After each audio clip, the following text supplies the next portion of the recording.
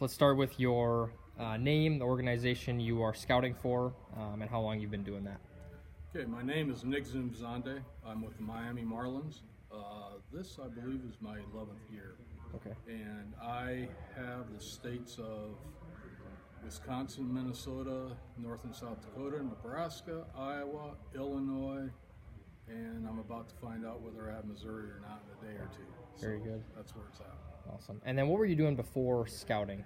I've been a long-time college coach. I started off at the 2-year level and have coached at a lot of different levels, 3 schools, Division I. My background's pitching, so I was a pitching coach at those schools. I was a head coach at the 2-year school, so I've got a wide range of experience at different levels.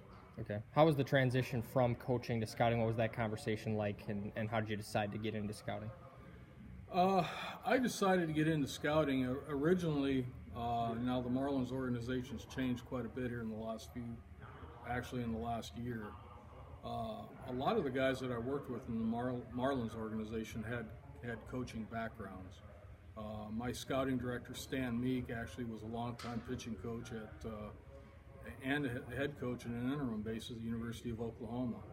And so we were a college baseball, a coach-oriented scouting department, and we've always thought that was a plus.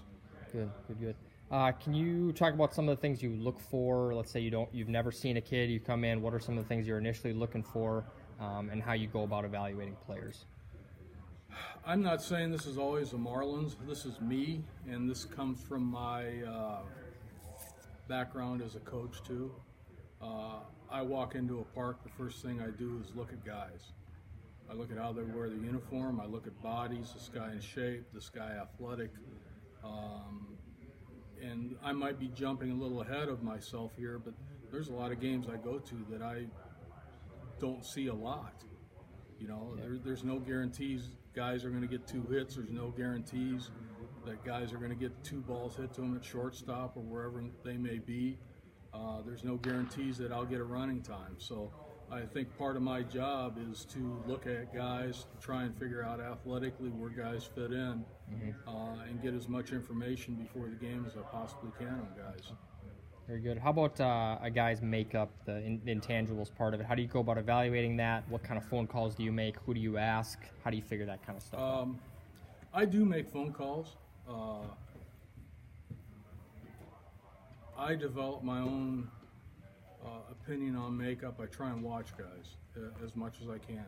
Watch them in the dugout, watch them before the game, watch them in BP, watch what type of professionalism they have when they're warming up, if they're a pitcher, if they have a routine, if they're all about business or, I try and get makeup, and makeup comes in bits and pieces, so I try and take mental notes on guys and sort of build a case whether this guy's got good makeup or bad makeup, and then I'll go to people that I know that I've been around this player for a certain extent of time that will give me an honest answer on it. Good kid, hard worker, so-so worker, all those type of things. Awesome. Well, thank you for doing that. I appreciate it. You're welcome. Good to go.